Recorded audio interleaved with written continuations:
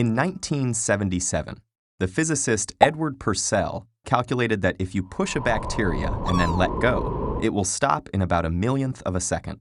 In that time, it will have traveled less than the width of a single atom. The same holds true for a sperm and many other microbes. It all has to do with being really small. Microscopic creatures inhabit a world alien to us, where making it through an inch of water is an incredible endeavor. But why does size matter so much for a swimmer?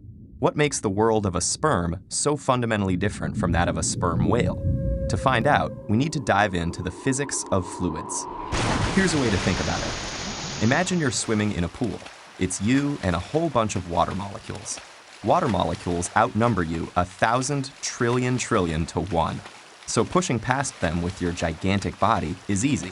But if you were really small, say you were about the size of a water molecule, all of a sudden it's like you're swimming in a pool of people. Rather than simply swishing by all the teeny tiny molecules, now every single water molecule is like another person you have to push past to get anywhere. In 1883, the physicist Osborne Reynolds figured out that there is one simple number that can predict how a fluid will behave. Ta-da! It's called the Reynolds number, and it depends on simple properties like the size of the swimmer, its speed, the density of the fluid, and the stickiness or the viscosity of the fluid. What this means is that creatures of very different sizes inhabit vastly different worlds. For example, because of its huge size, a sperm whale inhabits the large Reynolds number world.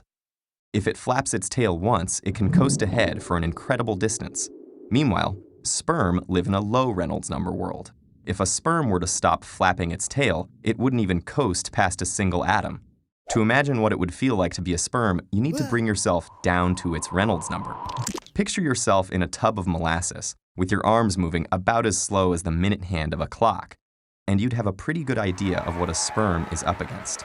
So how do microbes manage to get anywhere? Well, many don't bother swimming at all. They just let the food drift to them. This is somewhat like a lazy cow that waits for the grass under its mouth to grow back. But many microbes do swim, and this is where those incredible adaptations come in. One trick they can use is to deform the shape of their paddle. By cleverly flexing their paddle to create more drag on the power stroke than on the recovery stroke, single-celled organisms like paramecia manage to inch their way through the crowd of water molecules. But there's an even more ingenious solution arrived at by bacteria and sperm. Instead of wagging their paddles back and forth, they wind them like a corkscrew. Just as a corkscrew on a wine bottle converts winding motion into forward motion, these tiny creatures spin their helical tails to push themselves forward, in a world where water feels as thick as cork. Other strategies are even stranger. Some bacteria take Batman's approach. They use grappling hooks to pull themselves along. They can even use this grappling hook like a slingshot and fling themselves forward. Others use chemical engineering. H. pylori lives only in the slimy, acidic mucus inside our stomachs. It releases a chemical that thins out the surrounding mucus, allowing it to glide through slime. Maybe it's no surprise that these guys are also responsible for stomach ulcers.